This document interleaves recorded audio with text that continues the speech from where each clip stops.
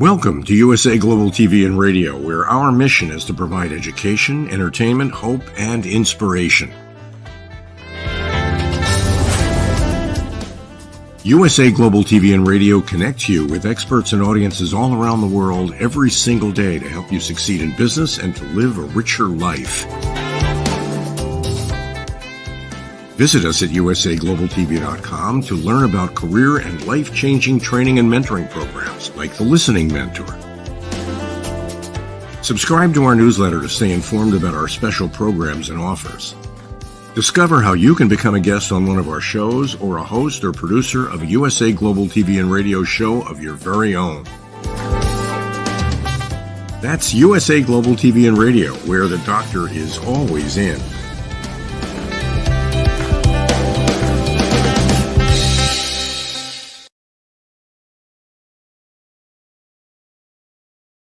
Good afternoon, good evening, good morning, and welcome home to USA Global TV and Radio.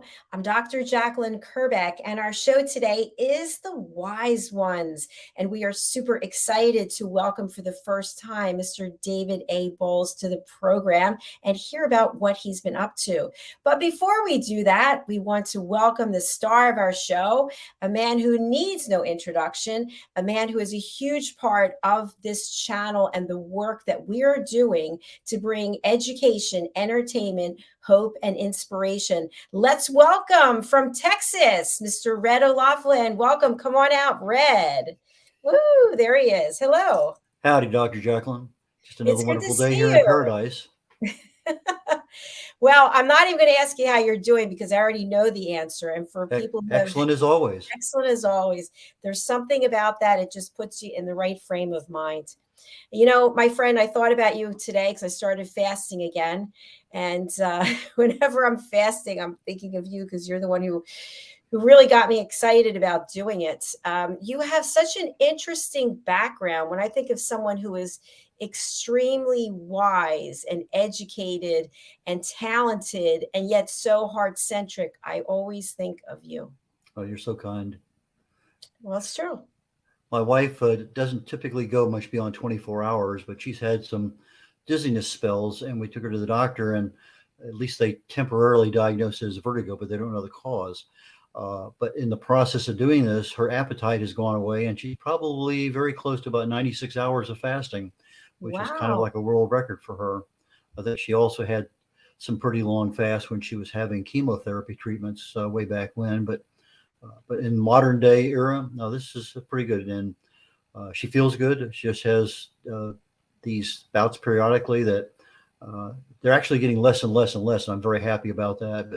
But they haven't gone away, and it's just a concern. But you do what you got to do, and we got her to the doctors, and they got some tests. She passed all the tests so far, and she's got more of them lined up. So all they're doing is eliminating when it's not, and that makes me feel good because we know it's not that, and we can move on to the next one. So, but well, in the big scheme of things, with you both, you're such a beautiful couple. Well, thank you. But in the big scheme of things, there's so many things that we know a little bit about, but we really don't know about it. And part of the program that we're going to be doing after this one, Talking Heads, I'm talking about cancer. And there's a lot of things out there, and we just never been told. We never took the time to look for ourselves, or it was just a little bit more complicated than we wanted to know. And it seems like the more I dive into this, I'm saying, wow, it's just a lot of stuff out there. I went to a military reunion this past week, and on the process of going over and coming back, I was listening to various YouTube channels and TED Talks and things like that. And I picked up one where they start talking about weight loss, where, oh, wow, that's kind of neat.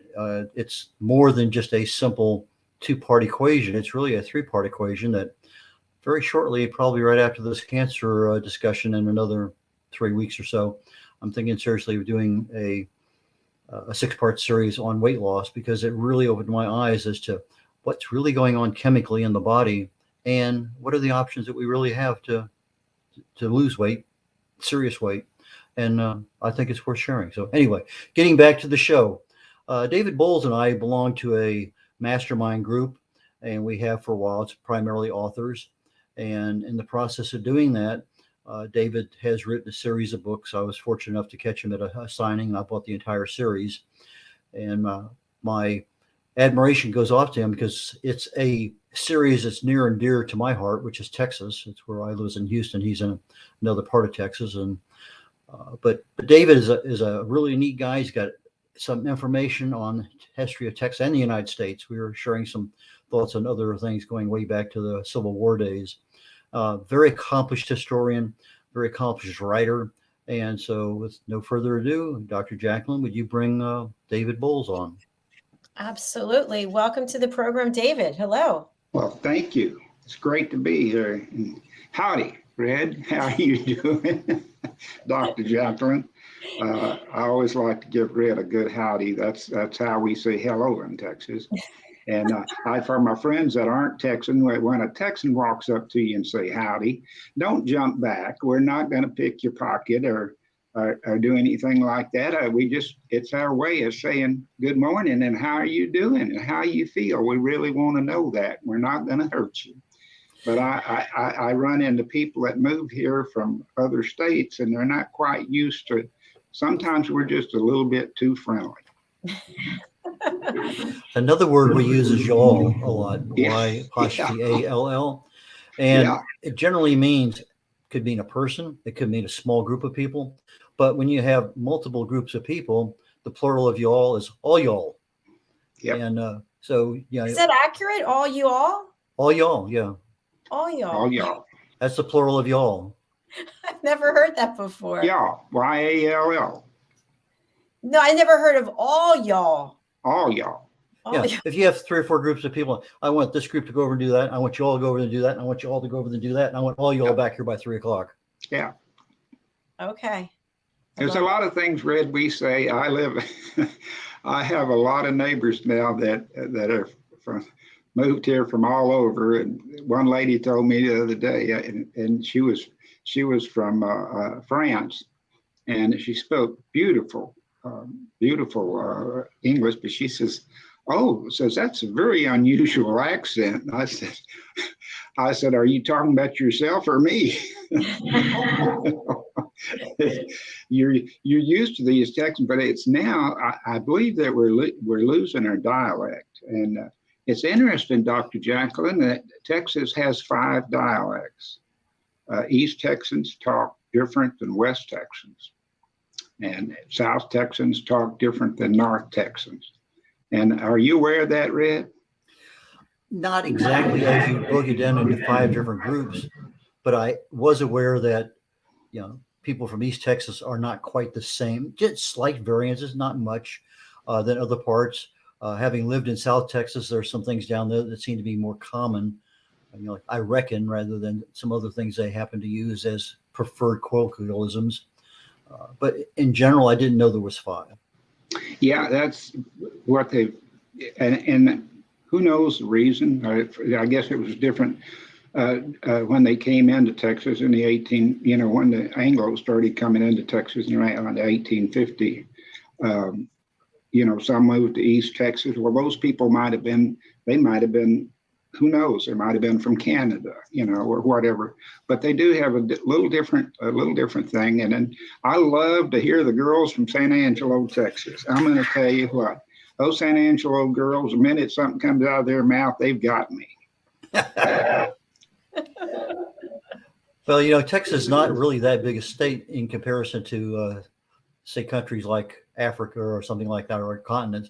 But, it's 880 miles east to west. You enter on the Louisiana side into Texas, and there's a sign that says El Paso, 880 miles. That's and exactly even right. when you get to El Paso, you still have a little ways to go before you get out of the state.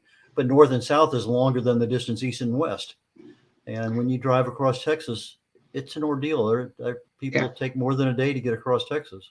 Red, I did it on a motorcycle. Oh, wow. From Beaumont, Texas to El Paso. And it took me about 12 hours of driving, and I was pretty saddle sore by the time I got there. Well, that was pretty fast driving. Yeah, it is. You must have been young and impressionable. It was a long time ago. That's one of the reasons I don't move too fast anymore. Well, gentlemen, I feel like I'm privy to this conversation. Two friends just chatting it up. I love Yeah. it. I'm sorry, Jacalyn. We got off on our favorite subject there. It was Texas. I'm sorry. No. I really enjoy it. I've shared with Red. We have a number of people on this platform on our team who are from Texas, and I love the Texans. So I'm happy to have you talk about it as much as you want. I think we love to talk about your work as well. So what do you want people to know about you, David, that they might not know right now? Well, I'm definitely a native Texan, fifth generation. My great grandmother was the first child born in Austin, Texas, when it was founded in 1839. She wasn't born till 1841, but her parents had to get married first. You know how they did it that way back in those days, and I've been here ever since, and I've really followed the family and done lots of research on it. And doing that research on my family, I had the opportunity to research Texas as it went along, because they were very involved in the development of Texas in the early days. And I guess you can see that map of Texas up there over my right shoulder. And that's how Texas looked in the period that I'm writing about, up until 1850. And a lot of people think that's a Texas brag, but Texas went all the way, the Panhandle went all the way up to the 42nd parallel, which is the border of Wyoming. And it went all the way over to the Rio Grande, ran all the way up to Santa Fe. And one side of Santa Fe, New Mexico, was on the Texas side, and one was on the New Mexican side.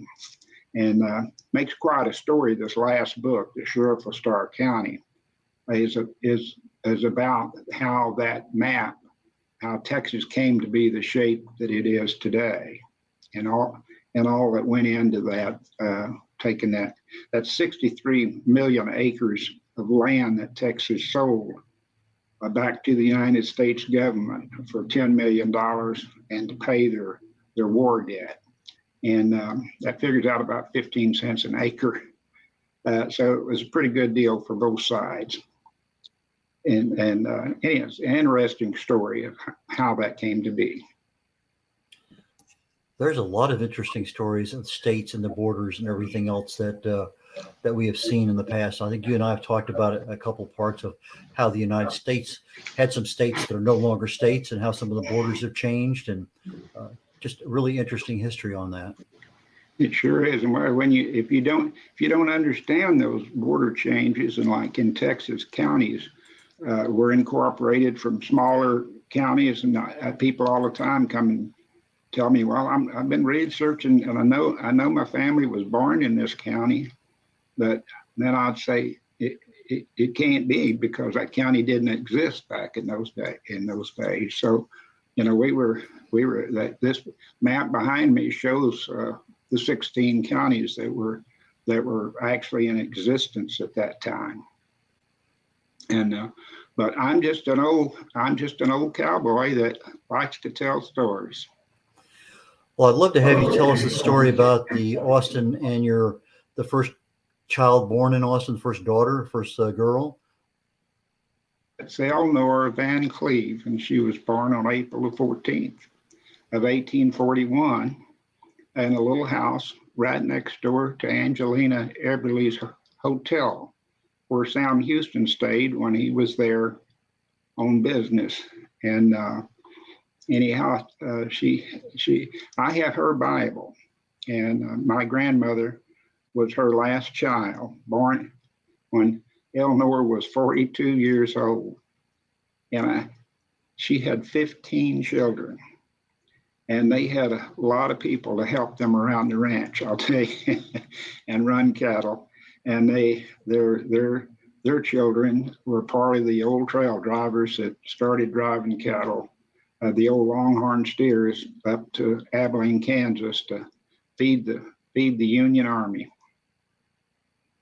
And she was where was she at in the hierarchy of 15 kids? Oh, where was she? Yeah.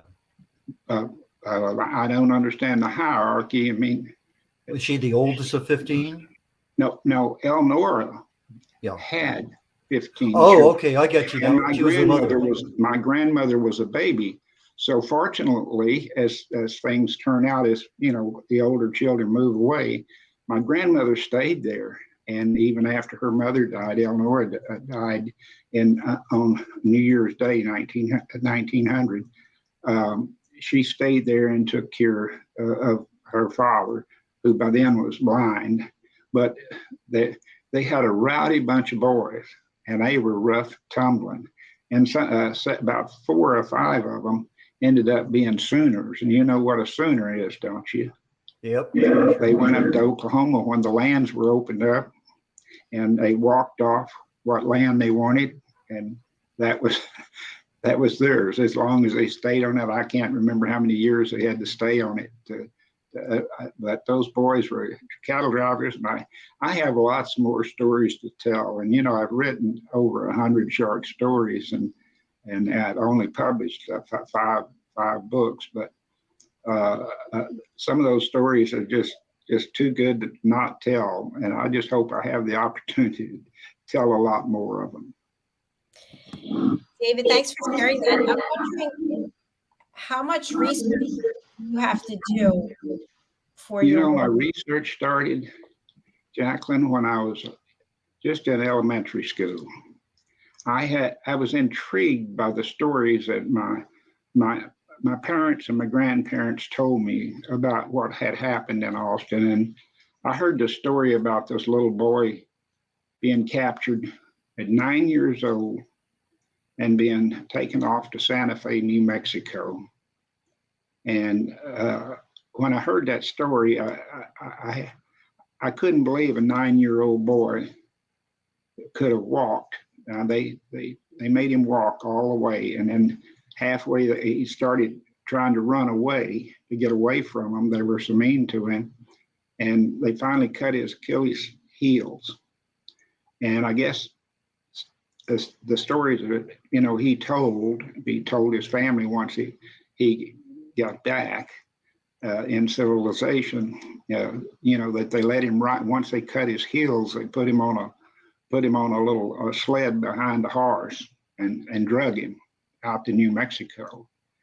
And they started taking better care of him because they knew if he wasn't well, nobody'd want to buy him. And they finally sold him to the Comancheros. And there was a man by the name of John Rowland, and Mr. Rowland, Rowland. He paid the ransom $60 silver to get the boy, and then got him on a wagon train. It wasn't any train back in those days. We're talking 1843. He got kidnapped, abducted. His father was killed in the abduction, and he had to witness that, his father being scalped and all. And he was a tough little guy. And he ended up living down your way, Red, in Navasota, Texas. And the house that he built, after he survived all that, he came out a great guy, great businessman, built a business in Navasota, Texas, and a beautiful home that still stands on Washington Avenue in Navasota, Texas. And I got so interested in that, I've researched it down to the point that I run off 2 wives while I was working on this thing. So I just bored the hell out of them in museums and things like that. But I did my research, Dr. Jacalyn, I did my research the old-fashioned way, because they didn't have Ancestry.com and all these things digitized online. I'm talking, back started really in the 80s, but the story, I started getting the story in pieces, and I kept asking every relative I could find, the stories. And like any family story, there's different versions. And so I finally had to go through and sort out what was accurate and what wasn't. And most of it, what I heard, was accurate. But some of the modern day things, they didn't understand exactly what some of the terminology meant. David, you talked about some pretty rough treatment by the Indians. What groups of Indians in Texas do you think are probably the most notorious? Well, at that time, at this time period, it was a Comanche. They were, they were the big boys.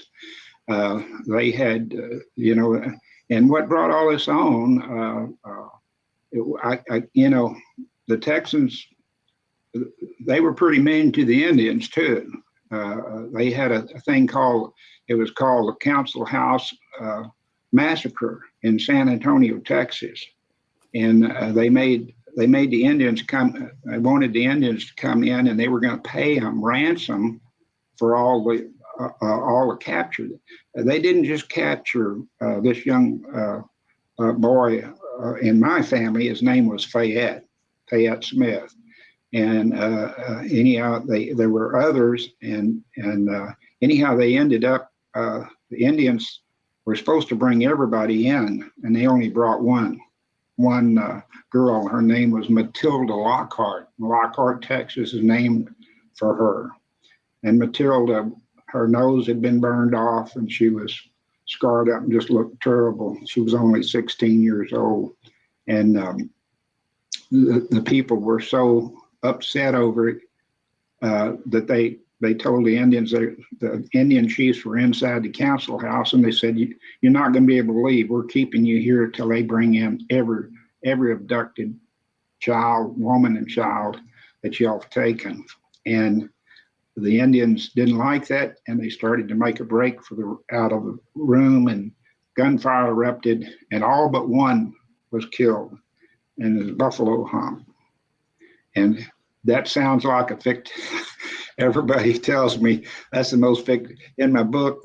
But Buffalo Hump was a surviving Comanche Indian chief, and he brought down his wrath on the settlers after that. And then there was just nothing but war for the next quite a few years. Well, David, I don't know if you know or not, but I was raised probably high school time frame down in Corpus Christi, South Texas area. And down there we had the Tonkawa and the Karankawa. And I think those are the only two, correct me if I'm wrong, those are the only two cannibal tribes that we had in Texas from an Indian perspective. That's what I've heard. I don't know too much about that tribe, except that it was Tonkawa Indians that helped Will, who was a Texas Ranger that went after Fayette. They were Tonkawa Indians, and if there was money involved, the Tonkawa could be real straight and true to you. But if you stop paying them, they didn't do anything out of the goodness of their heart. Put it that way. You mentioned the Texas Rangers. What kind of stories are in your books on the Texas Rangers? Man that was murdered. His brother was William W. Smith, Witherspoon Smith, and he was a Texas Ranger, and he had decided to retire into Austin when all the family, 11 members, moved in there, and he pretty well retired from ranging. And then when this boy got kidnapped, a posse wanted to go out after him, and he's pretty cool, and everything I could read and find out on him, he's pretty calculating and had common sense. He didn't want a bunch of wild renegades. I'm talking about the Anglo people. They were all upset about their county judge being killed by the Indians, and this little boy kidnapped. It was quite an insult, and they wanted to go get him and hang them all and kill them all. Well, Will was smart enough to realize that he allowed that to happen, the boy might not be saved. And so he went out alone with a sack full of silver, enough money to pay the ransom, because he knew that if he got to the Indians, he could pay them money. That's why they were heading to New Mexico. That was a place that they could safely sell an Anglo child. And it was big business out in Santa Fe during that time of selling abducted children and women. And that's where he knew they were going. But Will was a ranger, and then he went back into active duty when he went out to get that boy. And it took him about 3 years to get back to Texas. And he didn't find the boy, but he found somebody, that's John Rowland, who did find the boy, pay the ransom, and get him on a wagon train back to Independence, Missouri. Interesting. And, yeah, and the boy had a pretty tough time. But Will was a Texas Ranger, and my latest book, The Sheriff of Starr County, everybody loved Will in the story. I made quite a character out of him. And I moved him on to the Sheriff of Starr County, and he really, in real life, what was so fascinating, and Jacalyn, he in real life was the first appointed sheriff. He wasn't the first elected sheriff, but he was the first appointed sheriff of Starr County, Texas, down on the Rio Grande Valley. And Jacalyn, if you've ever been down to South Texas, it's the way you see it on TV right now. It was a lot worse, and the border was wide open then, and it is wide open now. David, the Texas Rangers, I heard a story, and you can verify whether it's true or not. I guess there was a riot in Dallas or somewhere up in that northern Texas area, and the governor sent one Texas Ranger up there to quell the riot. And when he was questioned about, well, why just one? And the governor said something along the way of, well, one riot, one Texas Ranger, that's all it's required. Here's the way I heard it. When the ranger got up there and he got there and pulled up, the local sheriff said, "Are you the only one?" And he says, "Well, there's only one riot, isn't there?" That's the way I heard it, but those are close, and it goes to show you how stories, but that's what I had read, that he said, "Well, you only have one riot, you only need one ranger." So the core of the story remains true. It's just the feeder information may vary a little bit, and who do you believe and what can you prove?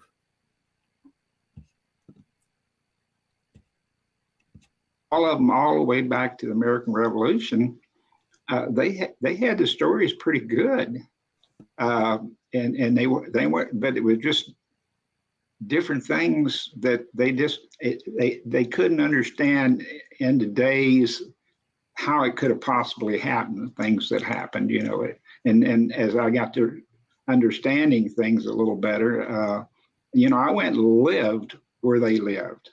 I don't know if you know that, Red and Jacalyn. I sold my home in 2014. And of course, I had started RVing long before that, but I decided that I wanted to go and just live where some of these places were, right on the river, in the Nolan-Chuckey River in Tennessee. And I wrote a second book there on the banks of the Nolan-Chuckey River in Tennessee. Nobody knows where the Nolan-Chuckey River is, but someone from Tennessee. But it's the nearest little town is Jonesboro, Tennessee, and the Greenville is just a little ways from there. But I stayed there for a whole summer, writing that and finishing up that book. And I found going there, I could feel the soil, the sand of, understanding how things were. You just, if you're going to write a factual history, you got to go to where it happened. And about the Santa Fe Trail, it's 850 something miles long.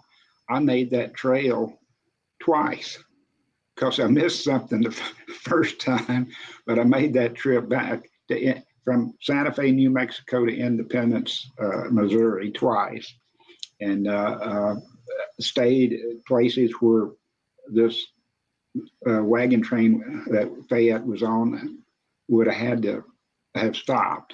And but that made it interesting. That's what the fun of it, Jacalyn, is that the research is the fun part. Writing gets to be pretty tedious. David, I definitely want to make sure that we share your website for people to actually see your work. It's actually a really nice website. Congratulations on that. Sorry, I have you on mute. Which Okay, one are you looking at, Jacalyn? The Westward Sagas. Yes. Westward Sagas is about the books and the stories, and it's westwardsagas.com, and it tells all the stories, and there's about 100 stories on that website. Some of them I've been talking about here. Try to post 2 or 3 a week, and they're pretty well all about Texas. That you saw that Queensland, Texas coming across. You know, there's a little town in Australia named Texas, and I found that to be quite interesting. And I wrote a little story about that. So that's a good way to get into it. Find out if you like my books, or if that's what you're looking for, a little history. And but I have one that's David A. Bowles author.com, and that's more about me and things I'm doing and things I've done. I really Yeah, you might see that. Now, I normally wear a hat, but I don't think that. My mama said you don't wear a hat in the house, so I'm in the house, so I'm not wearing a hat. Where on your website should we direct people? Either one. I think probably westwardsagas.com. They can actually buy my books on there. I have a special to get this map for free that's behind me right now, that you see there, that goes all the way up to Wyoming. And if a person buys the entire set, they get them at, of course, the price. And I don't have my glasses on, so I can't see what it says there, but it's basically the list price of the books, and they get that map, which has about a $75 value free.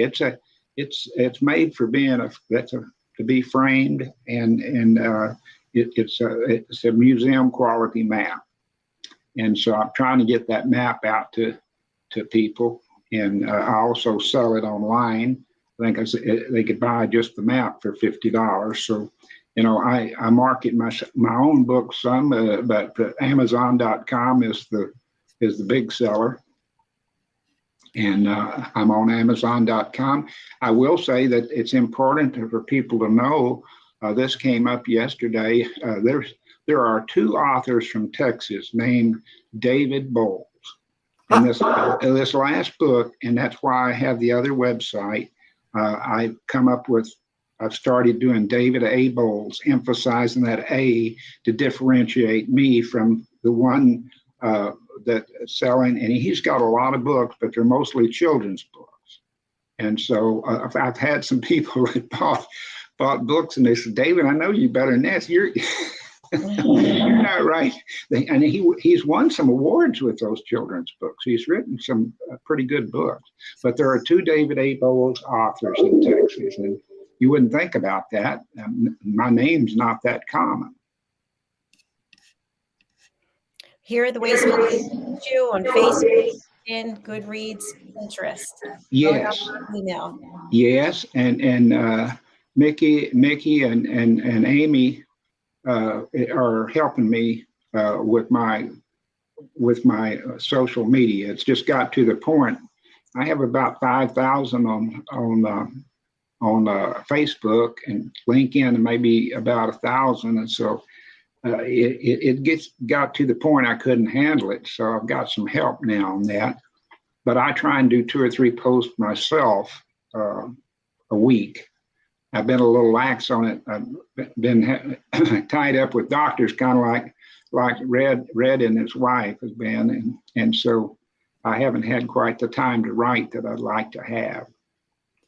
David, you have a very interesting historical fiction perspective. If another author wanted to do something on their own family history, you know, let's say Central Florida or Wyoming, or you pick a state or a particular kind of situation, what would you recommend to that author as far as how do you organize yourself and what roads do you go down and what should you use and not use? You know, Red, it's so simple for me the way I did it. I just almost a little embarrassed to tell sometimes, but I don't mind telling. I first tried to write the story as narrative and wrote a few chapters and tried to get family members interested in it as a nonfiction, and nobody was interested in it. I had all the facts; they were accurate. Grandpa was born here, there, and he died on such and such a date, and he's buried here. They didn't give a damn about that. But when I turned it into a story, and how I did to answer your question, I took a yellow pad and I wrote down my ancestors and their dates and put it all into one on a yellow pad. And then I went in, I had old time, I found this, I bought a set of Britannica encyclopedias, and one of the things that it had was American history from the 1600s to present day, which would have been about 1990 at that time. And I started writing American Revolution, this War of 1812, epic, I call them epic events in American history. Then I started looking at the family, who they were and where they were at the time these epic events took place. And I wrote them into the epic events. Now, most of them, like the American Revolution, that battle of Guilford Courthouse was fought on their land in Guilford County, North Carolina, during the American Revolution. And that's why the family had to leave there, because they had about 800 bodies buried on their property there. And it wasn't just a really good place to raise children. So they moved away to Tennessee, and they just kept moving. But that's how I did it. I wrote in there when Tennessee became a state, they were there in Tennessee. The day that Tennessee became a state in my memory is right, 1797, they were the 14th state. And when Tennessee celebrates 4th of July, that's also their time of statehood. It actually happened on June 1, 1797. So that's how I worked it in. The family was there in Jonesboro, Tennessee at that time. And it's just, and if I could give any advice to somebody doing that, Red, is don't try and do both sides of your family. Pick one, and the line that I picked was the line that had the most interesting stories.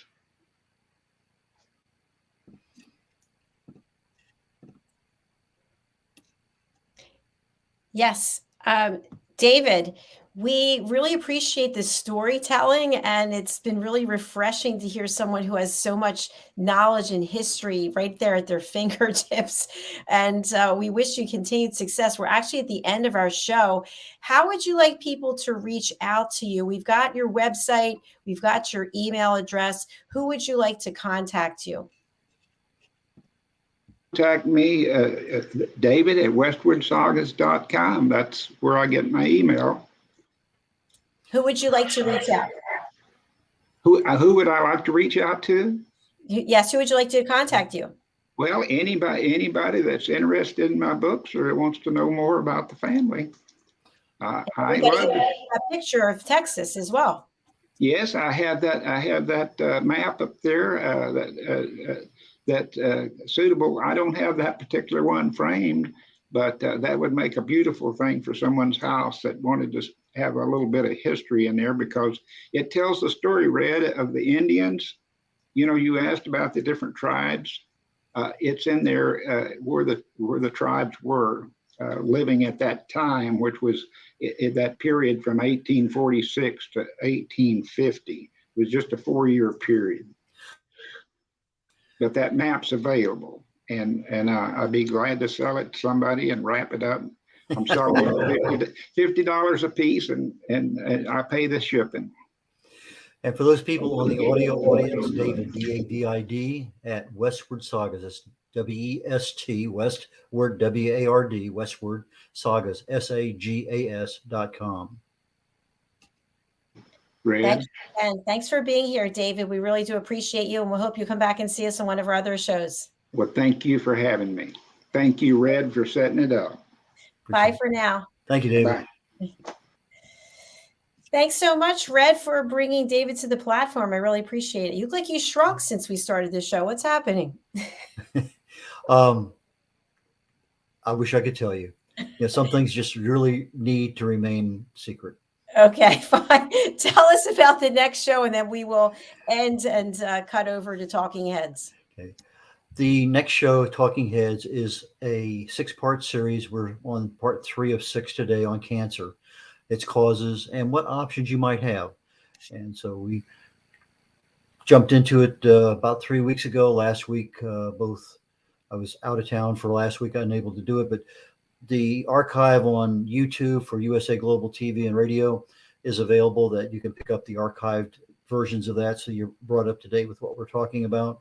But essentially, I'm looking at what causes cancer. I mean, there's so many things out there that, what causes a headache, what causes high blood pressure. Well, cancer is like everything else, and it's actually a lot simpler than people think. But we have a couple different thoughts on exactly what are the cause. And so I'm going into a lot of detail, a lot of background as to these are things that happen normally, but when they start to become dysfunctional, then we have mutations, we have other things happen. So we're in the middle of exploring these other processes in the body. Today, I'm looking more on the insulin resistance end of things and how that affects our body's processing of all the things that go on, but also how it also becomes a fertile ground for dysfunctional cells to grow under certain circumstances. And so on Talking Heads, which will be in just a few minutes, that's the primary talk of today is going to be on cancer, causes and options, but the concentration is going to be on insulin resistance, and how insulin resistance has an effect on causing dysfunctional cells that can mutate into cancers. I look forward to it. I'll be backstage producing it. So thank you again.